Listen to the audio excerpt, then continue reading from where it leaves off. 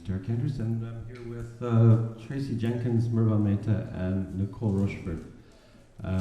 Maybe we'll talk a little bit about what we do professionally, but we want this to be very interactive, so we want hands being raised and questions from the floor so that we can help you figure out, in this case, a case study of one market and the area around that market and how to break into it. And we've got some secrets, but there are things that we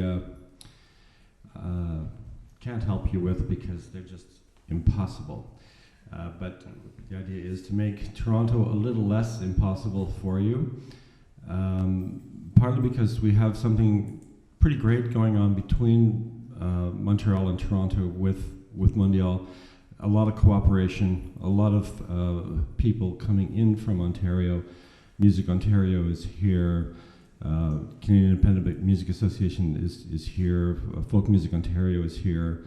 There are delegates from clubs, concert halls, festivals, and being able to meet them, talk to them is part of what we've been able to do. And it's an unusual and remarkable meeting of particularly the two cities, because world music is traveling up and down the 401, and over the 5 years we've been able to get some good things happening. Obviously we want to have more things happen, and how they happen is why we're here to talk about the methods by which we bring things together. I'm going to throw it over to you in a second, Nicole, but just by way of explaining the work that I do, I worked in the clubs in Toronto for many, many years, starting at a place at the corner of Church and Gerrard called Edgerton's that became The Edge. And then I worked at Albert's Hall, the Horseshoe, the Holiday, Blues and Cues, and then Harbourfront for 19 years, doing free outdoor concerts, and continued to promote a lot of things at different places, and am the music curator for the Luminato Festival, where I have the freedom to do free concerts, introduce people to the market, because there's, with free concerts, the opportunity to take risks. And that's a key word in the whole process of developing things. But Nicole, maybe you could explain what you do on a day-to-day basis and introduce yourself. Thank you. My name is Nicole Rochefort, and I'm the owner of AIM Artists in Motion. It's a boutique agency in Toronto. I represent a very eclectic roster of artists, everything from solo singer-songwriters to a 25-piece ska band out of Australia. Majority of the roster is based in Ontario, but there are artists across Canada that I work with, and I tour them across Canada as well. We're going to get into the nitty-gritty, but Mervyn Mehta has been captured and returned to Canada after many years working at Ravinia and in Chicago and the Kimmel Center in Philadelphia, and has made the Kerner Hall at the Royal Conservatory of Music a vital venue. Welcome to your hometown. Thank you. Yes, I am from Montreal, and there is some traveling down the 401, but not nearly enough, or as much as I would hope for. So I try to help that in any way I can. But yeah, I've worked in 15,000 seat places in Chicago to 3,000 in Philadelphia to 1,100 in Toronto. So I'm going kind of downhill in my career, but I'm much happier in my present place. Tracy Jenkins is at the world music venue in Toronto and working Lula Music and Arts. What do you call it? That's what we call it, yeah. Music and Arts Center in Little Portugal. And we do a lot of things together and see a lot of shows, and you guys are really at the heart of it. Yeah, our primary focus is on Latin and Brazilian music, because that's really the community that we grew out of as a venue, Lula Lounge, but we partner with a lot of other presenting organizations in the city to be able to expand the scope of our programming. And so it's really a center for many partnerships with lots of different communities and organizations. I'm going to want to get into more of that because it does start to explain the mystery of how that particular venue works. In the house, I see a handful of agents for sure. This is interesting to see who's here. So maybe I could just get a show of hands as to, so we know who we're talking to. If you are an agent, can you just wave your hand and then we'll know? My people. Super. If you're an artist, raise your hand. We just asked about agents and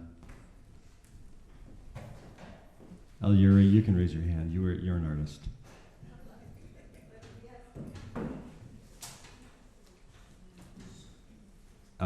Other fields, are there any publicists here? I see some organizations. Are you from an organization?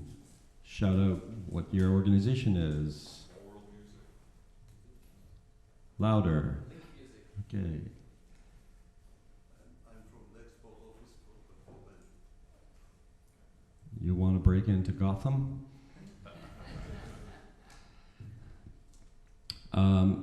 We do want to make this as interactive as possible. Welcome to those of you who just arrived. We've already done the introductions, but it'll all reveal itself. Tracy, you referred to the partnerships. Who do you work with? Because I know Small World is one of your partners. Yeah, we regularly work with Small World. They will use our venue for their festival, but we also work together throughout the year. If we're approached by an artist that we're really interested in, but their audience is not necessarily the audience that we have a strong relationship with, we'll reach out to Small World and see if it's something that they'd like to work on with us. Similarly, we work frequently with Batuki Music on African related projects. Umanoti? Umanota, yeah, frequently for Brazilian things. So basically when an artist calls us, we right away start thinking about who our potential partners are, because we know that in order to fill our 250 capacity room, we need help. And in general, the presenters in Toronto really work together. So you can assume that if you talk to one presenter, there's a good chance that they're going to be communicating with the other presenters in the city. So it's a good idea to say the same thing, to not have different stories for different presenters, because we do talk a lot. And another partnership, when Lula produced a show this summer for Pan Am that was actually too big for Lula, they came to my venue with Pan Am as a third partner, and we had our first ever collaboration in our venue. So it does work both ways. In preparing, we talked about some case studies, and Nicole and I have both worked with Alejandra Rivera, who is performing later in the week. And what we touched on was how she developed her audience. If you do have a question, just kind of throw your hand up, and we'll try to bring you into the chat. But Alejandra is now living in Paris. She's here this week. She's lived in Montreal for a while, but when I was working with her, she was living across the road from the Cameron House on Queen near Spadina, and doing a Pass the Jug Monday night residency. And Nicole, you said that she actually had to audition for that? Yeah, so even if you're from Toronto, that doesn't mean you're a shoo-in, because it's a major market and there's a lot of competition. So just know that Torontonians are sometimes just as disadvantaged as non-Torontonians. Alejandra had a residency at the Cameron House, but prior to that, she actually did 3 shows in their back room to, in a sense, prove herself to those venue owners that she had enough people interested in her music that she could sell herself and market her show to be able to hold on to a residency there. They didn't just allow her to come in once a week. She had to work really hard to acquire it's crazy to have to work really hard to acquire a Monday night residency where it's past the hat, but that just gives you an idea of how competitive Toronto is, that you really do have to sometimes work very hard for what would be seen as like a not very good gig by some people's standards. But that was her way of then breaking into the marketplace and becoming a consistent performer in the market and ultimately growing to who she is today as a professional. That growth is part of the story with Alejandra, and we may come back and forth with that because she's just been invited to Marseille and perform a showcase at Babel Med as a result of our exchange with Babel Med, Mondial and Babel Med. That's the March conference that brings the Mediterranean community together. The audience who showed up in those gigs, we talked about how she was kind of building her social media and who came to fill the jug that was passed, that she often passed herself. I'm sorry if this sounds a little primitive to be having to pay for money that is unknown, but there were 5s and 10s and 20s going into the jug, and it made it worthwhile. But it was really kind of an audience development project. I saw the same thing with the Bare Naked Ladies when they played Ultrasound, a venue that no longer happens in Toronto. They did a Monday residency as well when they're selling a cassette that eventually went into the 6-digit figures. Audience development. Who were the people that were showing up, and what's her relationship with those people? So when she first started, naturally, with anything that you do, you reach out to the people who love and support you already in your life. So that tends to be family and friends. So when she told them that she had a gig, family and friends would come, and I'm sure most of us realize that you can only ask your family to come out to a show so many times and even pay before they stop saying yes. So she started with the people who were already part of her tribe and her community, and then the word of mouth and the enjoyment of her show, the audience development started with family and friends, and then with other musicians and other talent in Toronto. When you can get people in your community who are also in your profession to support you, I think that speaks volumes. And then that trickle effect where one person would tell another, or hey, come see this, and then all of a sudden it started opening up to a place where her family and friends didn't have to go because there were enough other people who became fans and who started going and supporting her. And if they couldn't go, they would tell someone else to go, and then industry started recognizing her and would make their way into these shows. But it's a 3-layer approach. It's your support network, your friends and your family, and then your colleagues, so other musicians and collaborators, and then the network and industry that you want to attract. And she was able to do that steadily. It didn't happen overnight. It took a couple of shows and years of working, but you start with what you know best, which is those who already care about you.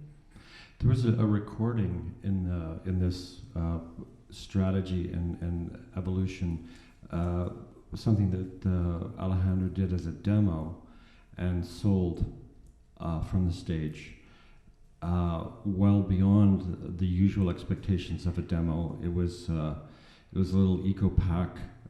It had a photo with her smoking a big fat Havana cigar on the front. Great photo image and marketing strategy. I think she's photogenic, and that recording, because the CBC I'm going to get into, because I came to see her at this venue. We're still talking about the Cameron House, a room that's essentially an open mic, but it's one of the most fertile venues in Toronto for seeing talent. There's 3 shows a night. And this Monday night residency that she did, she was selling these recordings, and the CBC was playing them on the radio.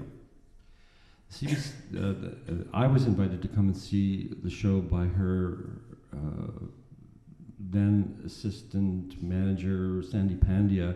Sandy was too busy with her other clients, and she asked me to work with her to develop her, and I did. I worked with Alejandra and with Richard Hill, her publicist, and when she left the Cameron House after this momentum that we're talking about of developing an audience, the first venue that she was invited to play outside of Queen Spadina was Hughes Room. And on a January night, we put on sale on I can't remember if it was a Thursday, what night of the week it was, but the CBC radio airplay that had accumulated had built up the interest in her to a fever pitch.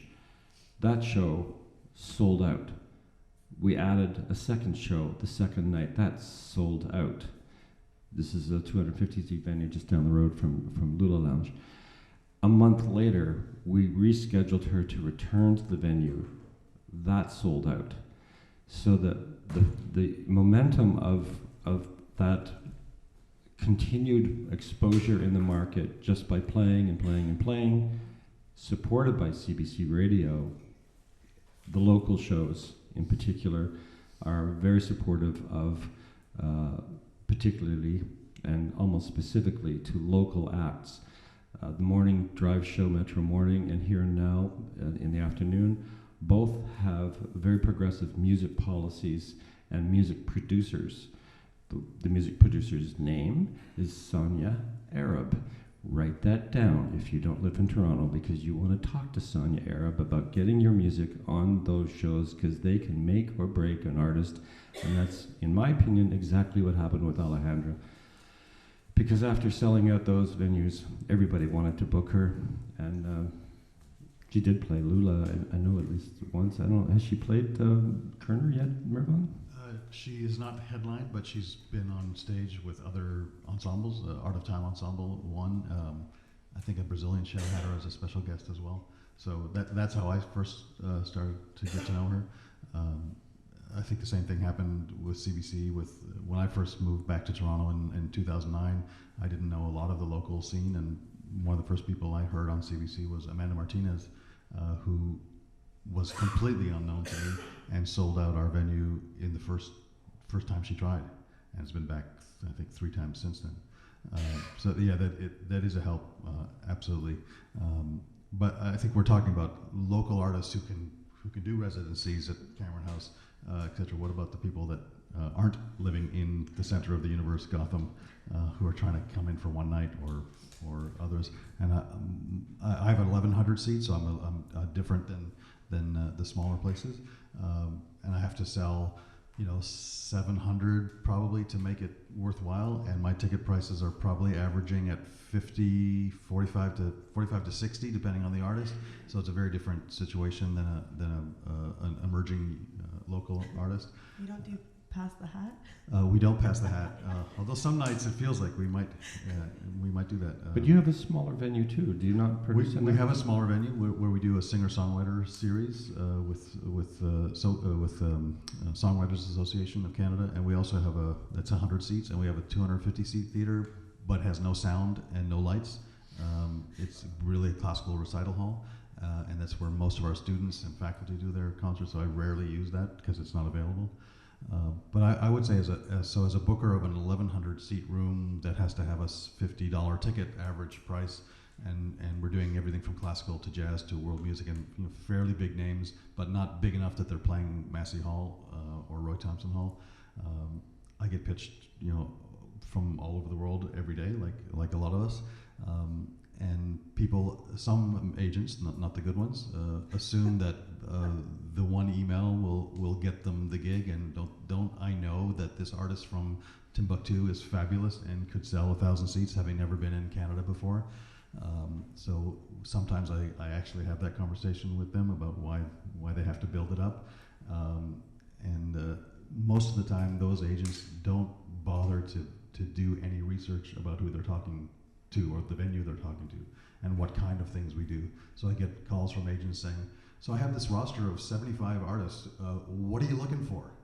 That's not always a good way to start the conversation with me, and I'm sure with many venues. So just like I do research for artists that I'm trying to discover, agents and managers have to do research into the venues before you pick up the phone or write the emails. Like, so what is their agenda? What do they do? What do I like? Which is, you know, not easy to determine, but you can look at my season and figure out kind of the level of artists we're doing and the range of artists. So you're not wasting your time or my time with people that just don't make sense. And sometimes I'll say, you know, you really should be calling Lula because it's a much better venue for you. Or you should be calling Roy Thompson Hall because it's a 25-piece band that I can't afford, and we don't have the sound and lighting. So you should be going to Massey Hall. And we do talk. I mean, I talk to smaller venues and I talk to bigger venues all the time. And we do talk about fees, and we do talk about agents that try and play us off each other, which isn't always really not appreciated because we didn't just, you know, fall off the turnip truck yesterday. One of the reasons why we're talking about Toronto is it is one of the largest, most active markets in North America, if not the world. The club level that we're starting to talk about here, and all the way up to Mervon's venue in Roy Thompson Hall, represent extremely vibrant live music scene that, you know, as you're hearing, goes from passing a jug around to people, patrons donating to fees that are guaranteed, etc. And I saw a hand go up in the house. Was that Bia? Yeah, it's me. Hi. Hi, so my name is Bia. I'm from Brazil, and I was performing in showbiz yesterday.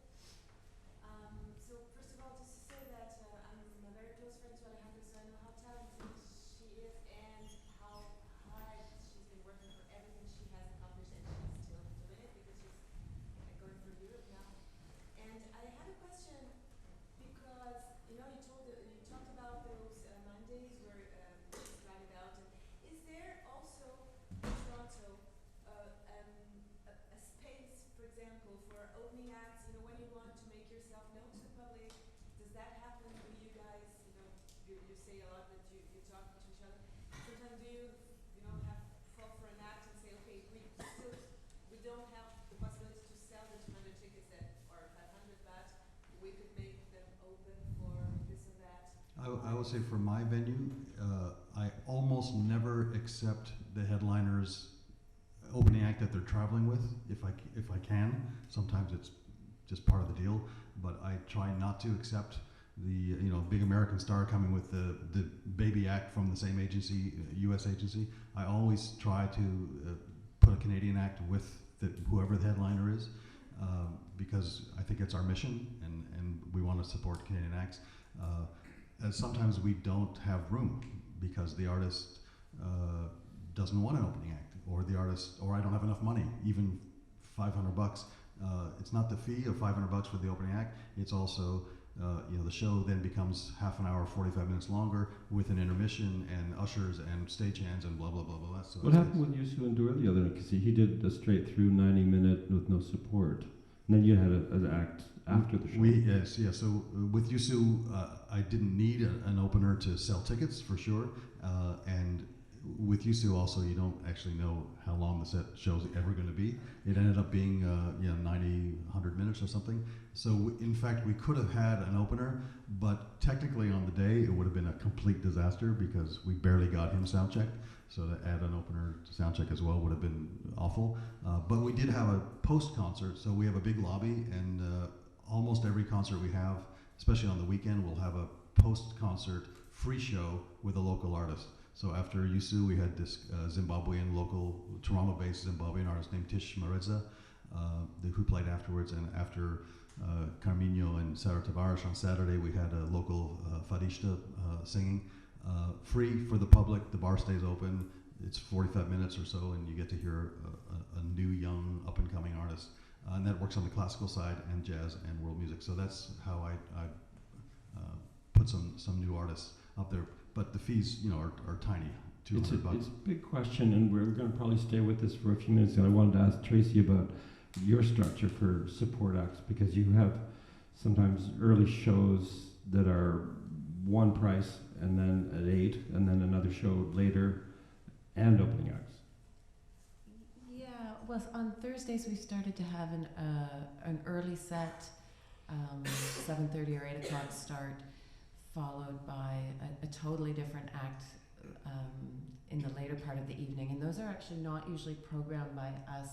They're more coordinated or curated by us, but they're actually self-presented by the artists. And the later group has to accept the audience from the earlier show. It's proving to be a good way of building audience for both the earlier and the later artists, because some people will stick around and discover the second show, or they'll arrive early and see the first one. For artists traveling from outside of Toronto, if there's somebody that we're interested in, but we know that it's going to be a struggle to get enough people to come to the show on their own, we'll often recommend that they approach a local group, and sometimes we'll have suggestions for them of who we think there might be good overlap in the audience.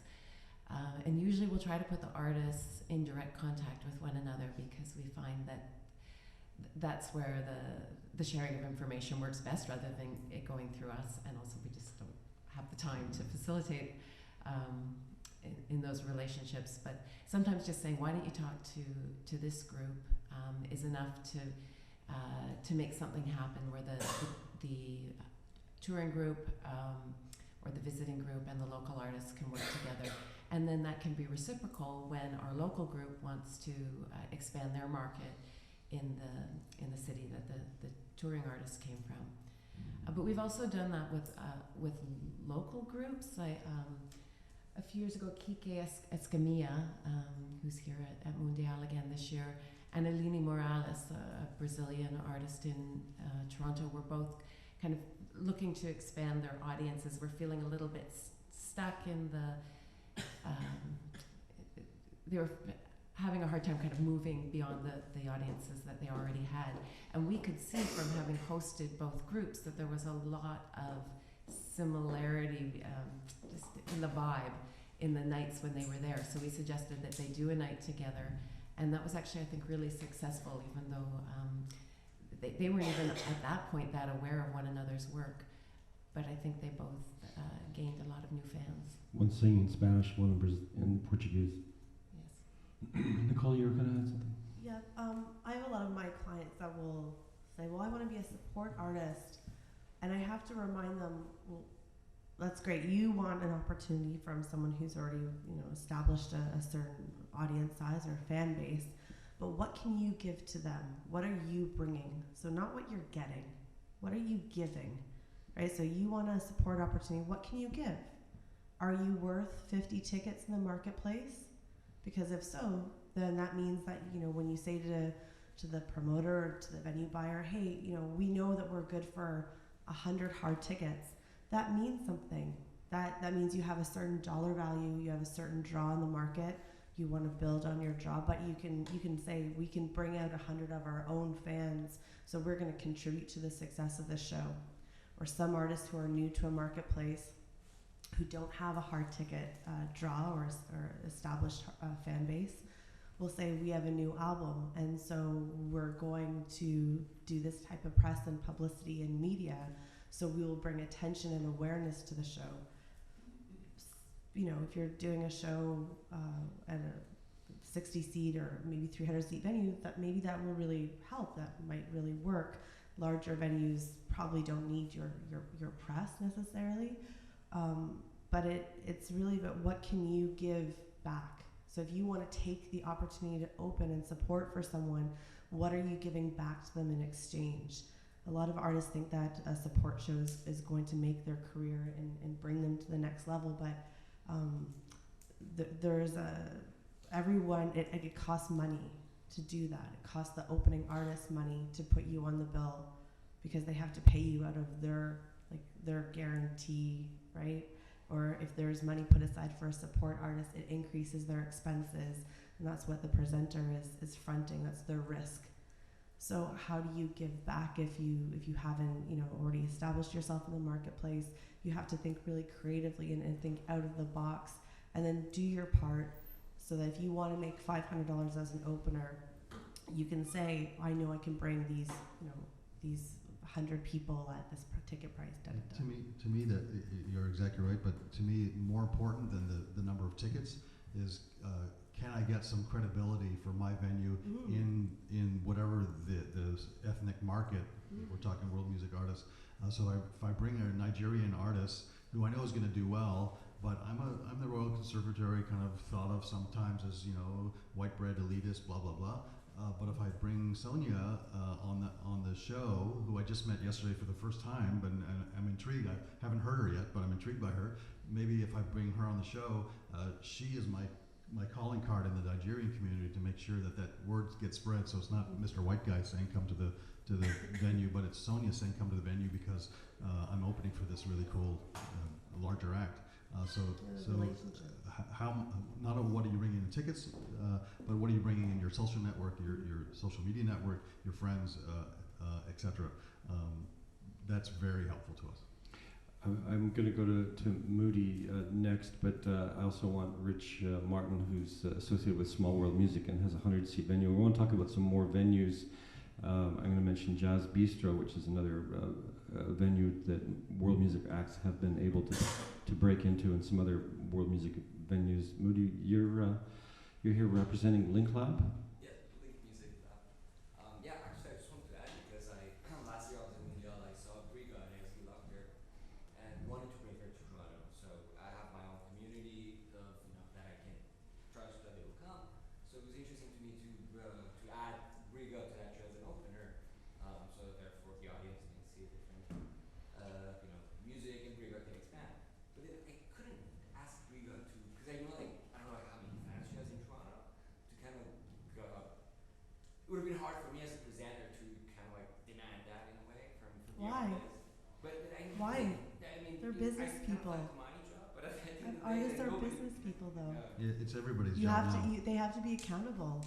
Like, So I it didn't need happen? artists She didn't come? No, she did come, but I mean, 99% of the people in the audience is the audience that you would have come anyway for the event that I had, from the community that I present to. So, I mean, I love that idea, but to me, I thought if I do this maybe another 20 times, then people would understand that okay, so this is what happens every time. So maybe through our continuity, the audience would get educated in a way that okay, so we see different stuff every time. But it's all I'm trying to say is it's very difficult. I mean, to find two niche markets and bring them together because you need an expert in the middle of it. And if there is other solutions, I'd love to hear it. But you're the expert, aren't you? Yeah.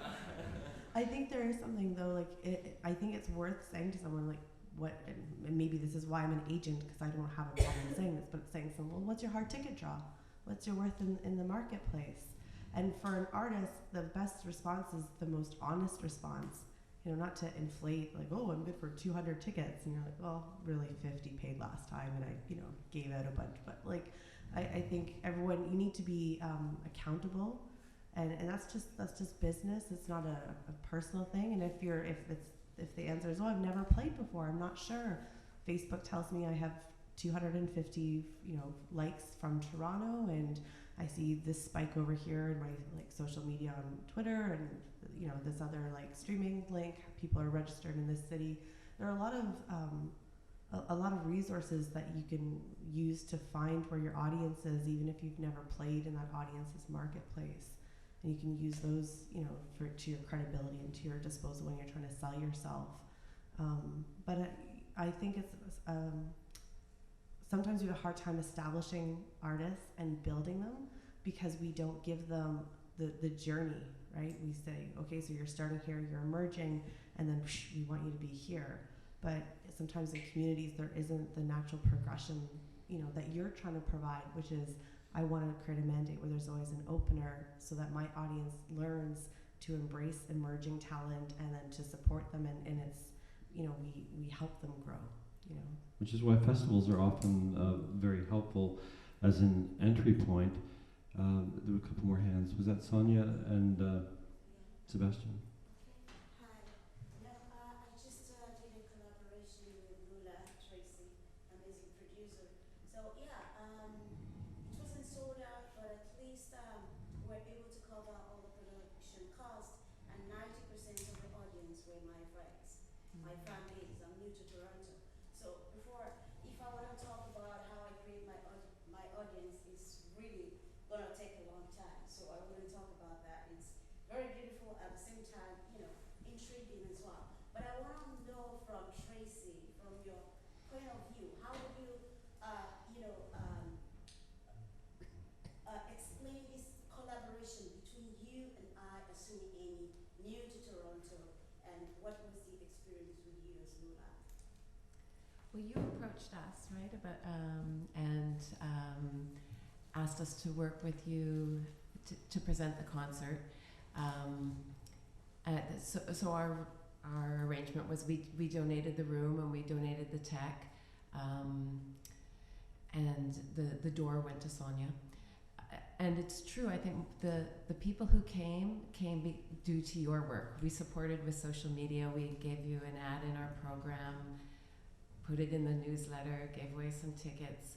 So I think we exposed the concert to other people, but really you did all the hard work of getting people in the room. And I would hope that the support that we gave would make it a little bit easier next time, because people have seen they've seen your name in that context. The arts councils came, saw the show, but it very much feels like a process, and we wish that we had more pull, that including recommending an artist.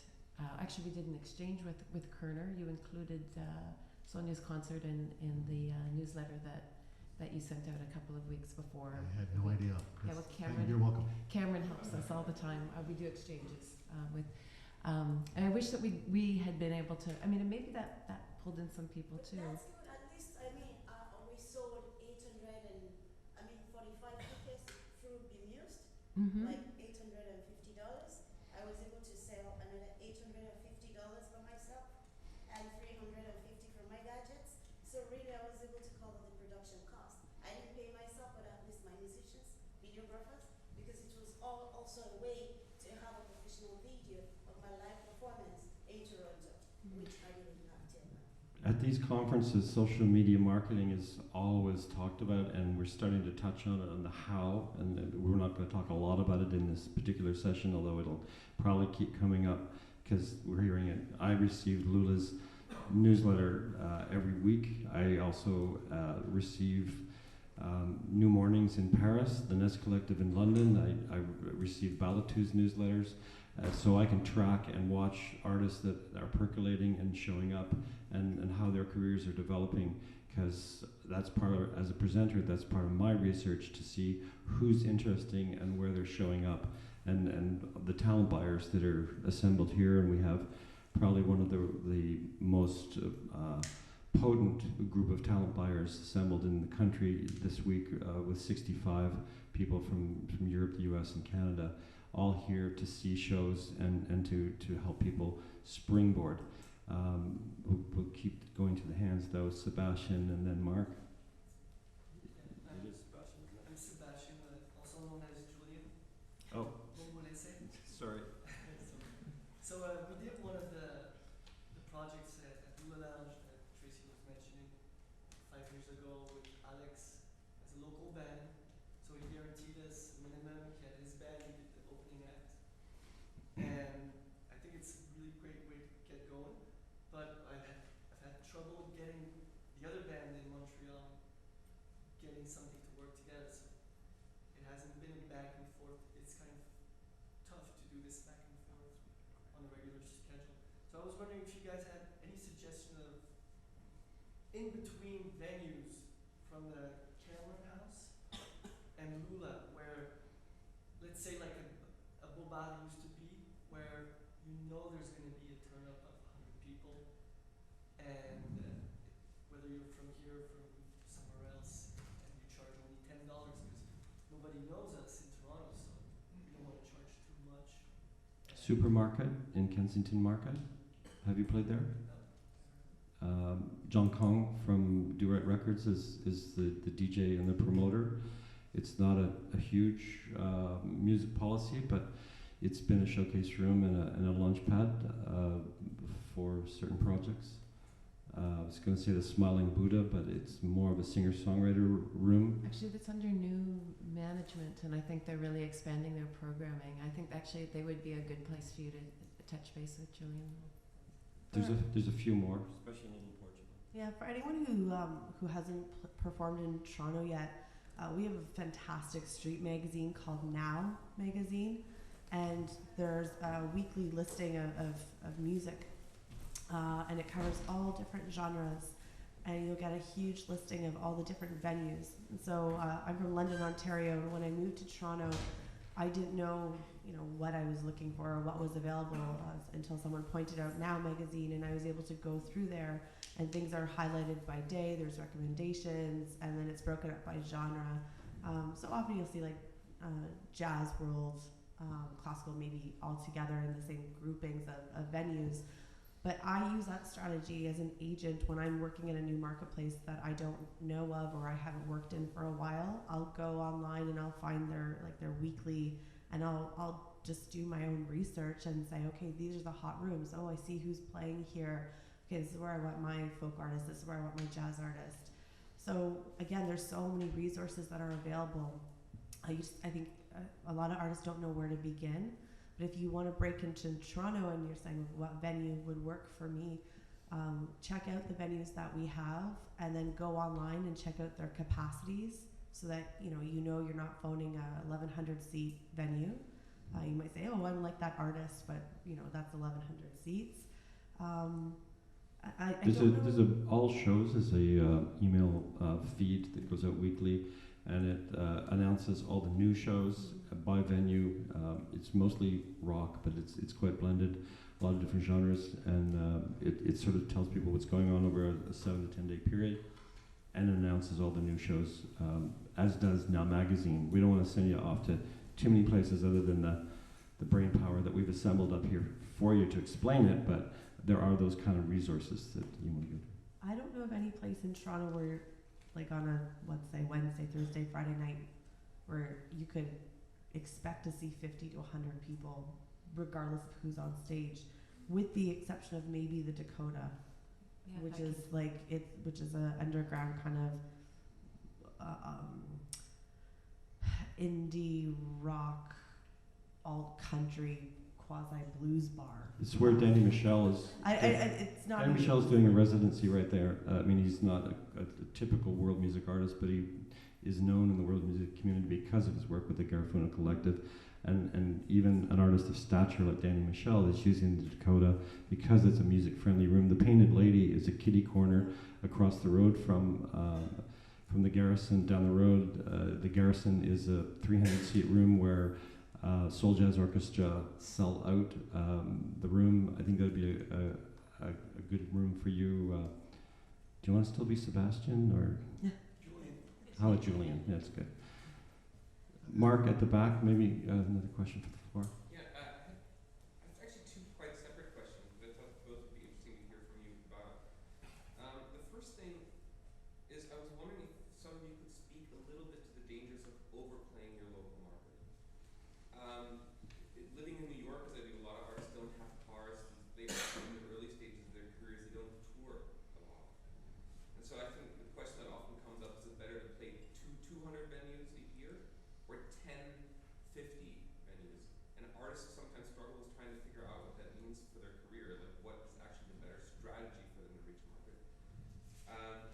So that would be the big question. The second question I had was you were just talking about comparing indie bands and like having like a crowd of 50, 60 every night. And I was going to point out that, well, most indie bills usually have 5 bands per night on the bill. And in world music, I always noticed virtually 1 or 2. Could you speak a little bit to why you do it like that? Like, why not, when you have an act from overseas, bring in 3 Canadian bands as a headliner for little money? Does that just not work? Well, yeah, I think that second part, let's just leave it for a second. Yeah. Is it a little complicated, but I'm going to ask Mervyn to talk about Amanda Martinez and what he, because Amanda Martinez, who was used as an example, I used to play as a duo at Gate 403, another pass the hat kind of gig that she built and built and built and graduated her way up to your venue.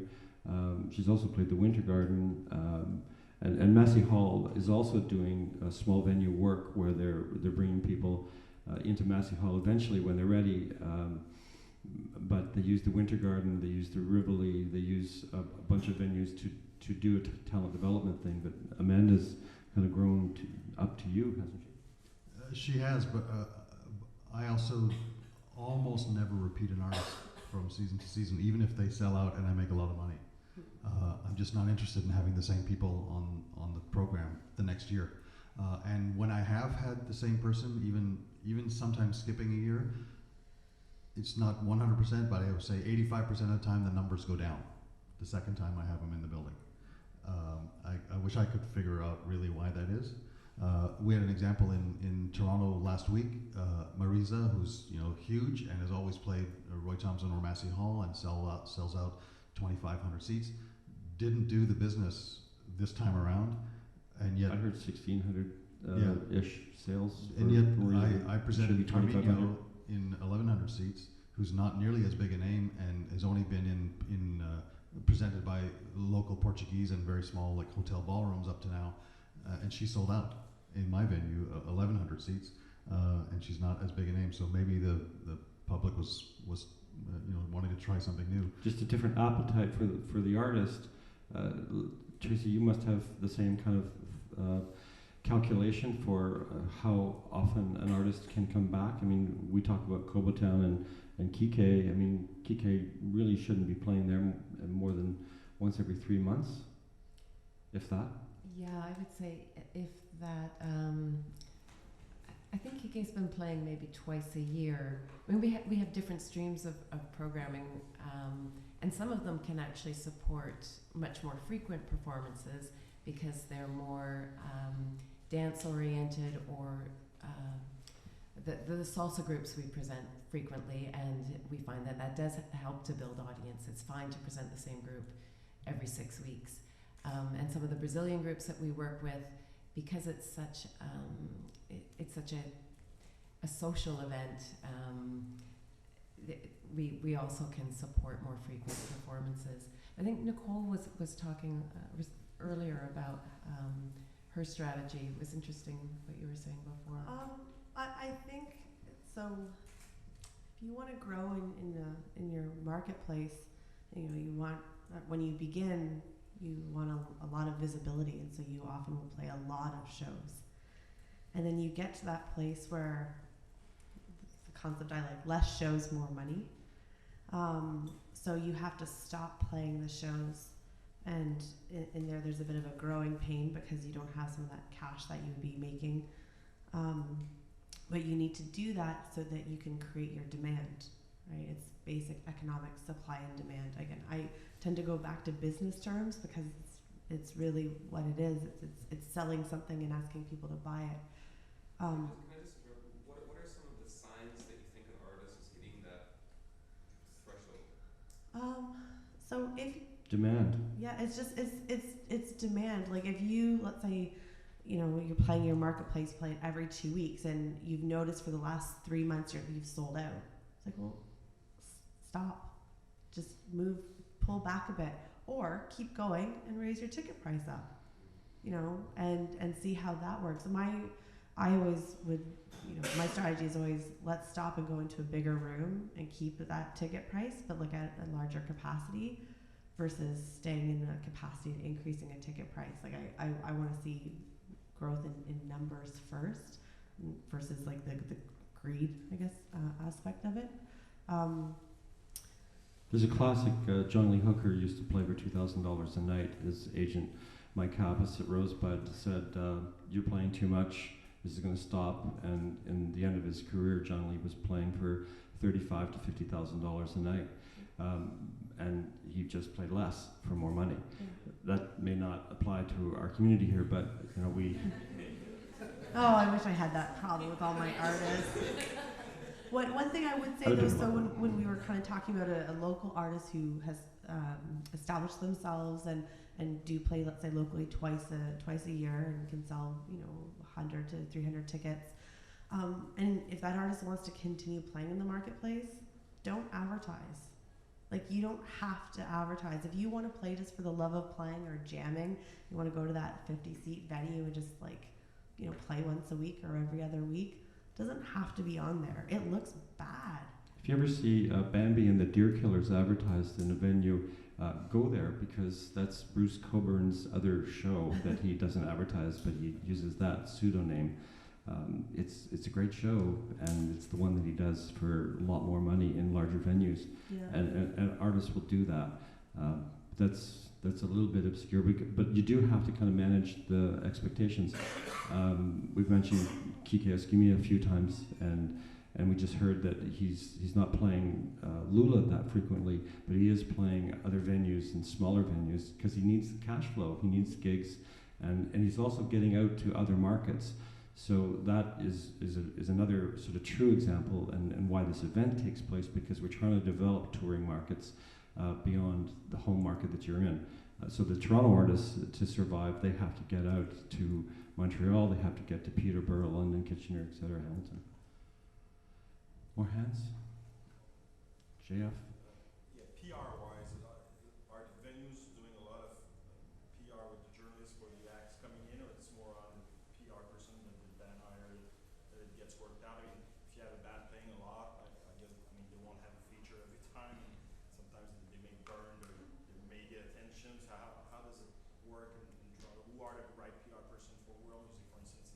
It's a diminishing number. Yeah, the problem in Toronto, and I see it in other markets as well, but we are a 6 million people city with 4 major daily newspapers without a single jazz writer, world music writer, or classical music writer. It's frankly shameful. So I get a lot of agents say, well, the new album will get a lot of press. I say, no, it won't, because we have no press. There's a lot of social media press, and there's a lot of Facebook press and that kind of thing, and there's some underground stuff that does reach specific targeted markets or audience pools. But if you're looking for the big press and the Globe and Mail story, good luck. It's very, very rare, unless there's some kind of angle that is kind of soft selling. I did a whole series of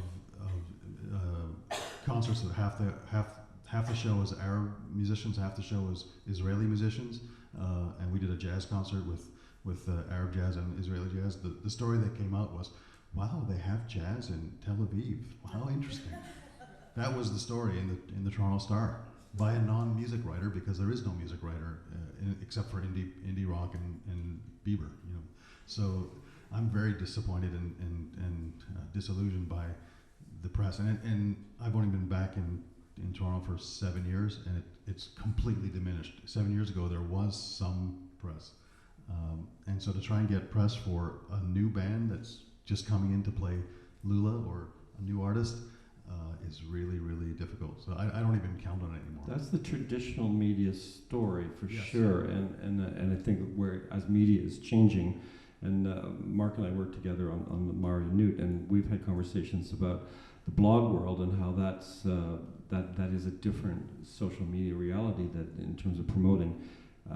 I mentioned Just Shows. I think I call it the wrong name. Just Shows is the name of the feed that is telling people about shows, and there's a number of other Torontoist, Blog TO. Those are online services where people are going to find out where the shows are at.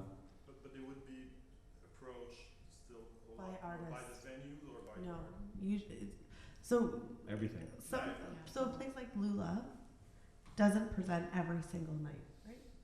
You have programming, and some months can be every single night, but generally, if there's not an event going on, you don't just open the doors for the sake of losing money, right? Okay. Now, so they have very strategic programming. It's like, hey, our doors are open, we have a show, and they promote the shows when they have them. If you're the Horseshoe or the Dakota or the Painted Lady, and you're a venue in Toronto that does a show every single night of the year, they don't advertise, right? Because you're not special. You're like every other artist that performs there. That's not what they do.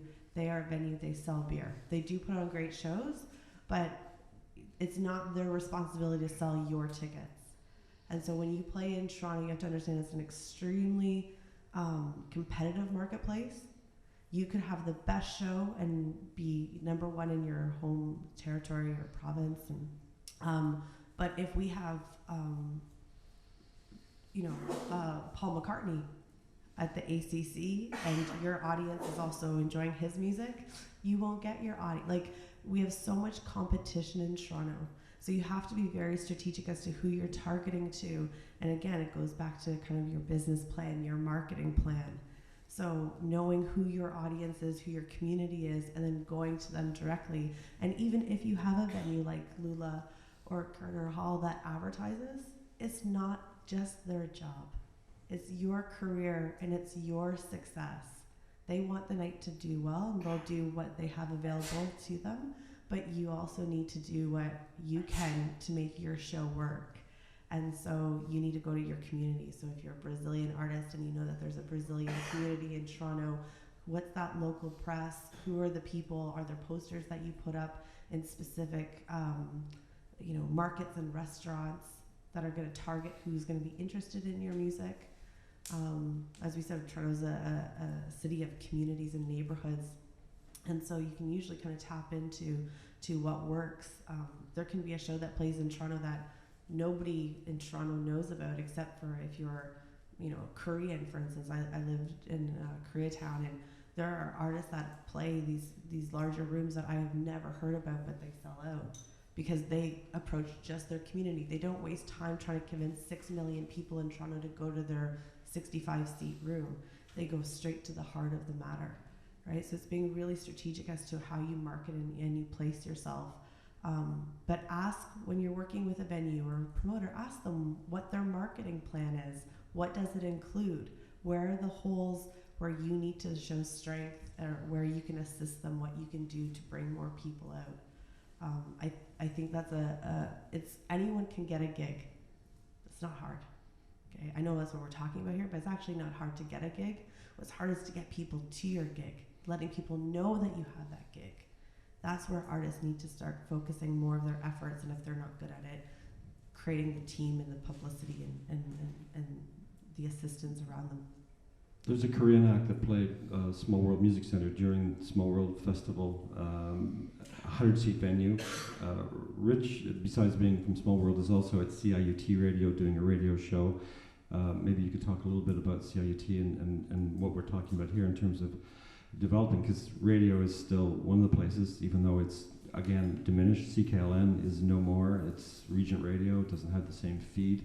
And you're promoting through CIUT? Yeah, community radio is one of the last bastions of radio where, for years, I've been doing a radio show for 15 years and still, and really, big artists who are, selling, getting people out to their gigs in other countries and other markets. Just, this, you can, in world music, it's really hard to get your music on the airwaves. The downside of community radio is that we have about 80 different shows, and each show, is quite specific and niche. So again, but community radio programmers are always looking for music to play. So that's a question of developing relationships and doing your homework, just as Nicole was mentioning. And Ken Stoward, I'll just mention that one of the longest running world music shows in the country is at CIUT. Ken Stoward, Global Rhythms, every Wednesday morning for 3 hours. Used to be on Sundays. If you're not servicing Ken Stoward, then you're not reaching a critical market. Yeah, and I'm always happy if anybody wants to get a hold of me. I'm happy to put you in touch with some of my fellow programmers. I happen to focus on ethno-electronic music mostly as a DJ in that environment, but I can always put you on to people. But one of the things that's coming up as a theme, in this conversation has been coming up quite a bit lately, and I think it's where this convergence of the digital era comes together with, we call it real life, but it's all real life now, unfortunately, or fortunately. Real time? Yeah, it's the idea of, Lula and Royal Conservatory are great examples of venues.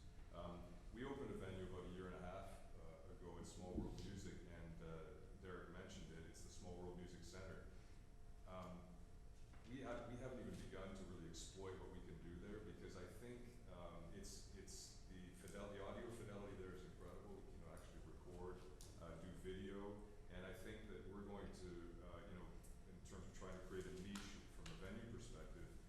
try to exploit that, where that digital world and the ideas, of multimedia can come together, and support artists, but also, get people out and get people interested, because, people are online and that's where they're finding out about stuff.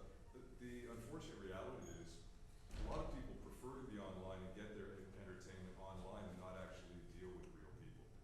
I think that's just the reality, but sometimes we find ways to bring those two things together. So the idea of experiential programming and curation are becoming really important. Those are things that are definitely trends and themes that are ways that the digital world is bridging the real world. Lula and Royal Conservatory do it really well. It's the idea of building trust. Same with Small World. We as a promoter and presenter, there's just no way that our fan base, the audience, can know who all these different artists are, but they trust us as venues and presenters to bring them quality. And I think Moody, coming right back to, you asked Moody, well, aren't you the expert? He undervalues himself and he's humble. But the reason he got Briga didn't really do much. He said, well, I'm the reason why people came out. That's exactly right, because he's built that brand loyalty, not from the artist perspective, but from the audience. The audience to the presenter himself. It's the same with Small It's World. so sacred, that we've relationship. done an excellent job at that, actually. Excellent job. Small World's still Every time, email broadcast from Rich's colleague Alan Davis, who's not here because of family issues. His signature is on every email broadcast, and that email is fed. It is the new Jungle Telegraph. Lula's email goes to, I'm sure, over 10,000 people. Small World is the same. I read it, and it is how, as a promoter, you're getting your word out.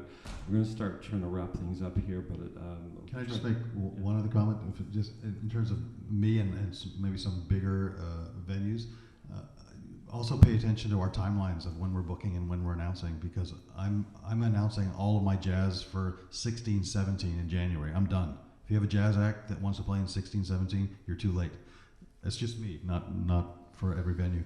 My world music is going to be done by April for announcement in June, because I do things the old-fashioned way with a brochure that gets mailed, and I spend a lot of money on it, and it actually delivers probably 30 to 50% of my audience, depending on the artist, and then we do all the social media things later. But the brochure still is my biggest seller. It's old-fashioned. It costs a lot of money. It's labor-intensive, but it sells tickets. So that's why we get out really early. So pay attention to the timelines of the various venues, so you're not, just pissing up the rope. Mark, Jean-Francois, Mark first. Yeah, I just had one really quick comment, which I'm sure some of the presenters would appreciate, and it's about artists who go and promote their shows. I feel like one of the things that happens is that once the deal between the artist and the presenter is finalized, everyone sort of goes off doing their own thing, and then they sort of reconvene right before the show. But one of the things I found is keeping the presenters informed of all the PR that you do is really appreciated. Even if it's just like a weekly summary saying, I ran 2 Facebook ads, $200 each, also we got these and these features, which then the presenter will often share. And multiply. Posting the same thing over and over again. Yep. But I just think, just letting the presenters know what it is you're actually doing, maybe sort of in the months leading up, will help a lot with cross. Yeah, send us stuff. If you get a great review from another venue, another city, send it to us. I'll put it on Twitter in 6 seconds. I see that all the time. Like, presenters don't have the time to sort of forage all the time. But when you provide them with information that they can share, they will very often share it. Provide that to your agent as well. To the people who, no, Dad's laughing, but it's true. I have some artists that I'm like, hey, so you released an album. Did anyone care? Like, do you want to send me some reviews? Because I got to convince people that you're great. I know you're great. I'm working with you already. But, when you have a team, it's just as, like, not just for selling tickets, but just for selling your show, your pitch. But ask for a ticket count. Call every 3 weeks before your show if you've got a couple months out. Ask for a ticket count. You can see if your show is tanking. Like if it's 3 weeks before your show and your show is tanking, maybe it's time to throw in a couple thousand or whatever. Or if your Facebook invites are not expanding. Yeah. Jean-Francois? In Montreal, we have a network called Maison de la Culture, Accès Culture, which provides shows for the citizens. Does that exist in Toronto, like free programming that doesn't rely on ticket sales, but that people would say free, like does that exist? Yes, but not nearly as formally or as structured. There are a number of random venues that will do concerts, but Access Culture has no parallel in the rest of the country. Well, we're hopefully going to see Wesley and Bia and Bombalize and our premiere and Sagapool and Nassau and all the folks, El Yuri, coming to Toronto, and we've been helpful for you a little bit with our hour and Diet. Get it right this time? Yes, you did. And hopefully this conversation will continue. We want to open up the markets, and I want to thank our panelists for joining us today. Nicole Rushford, Mervyn Mehta, Tracy Jenkins. My name is Derek Andrews. Thanks for coming.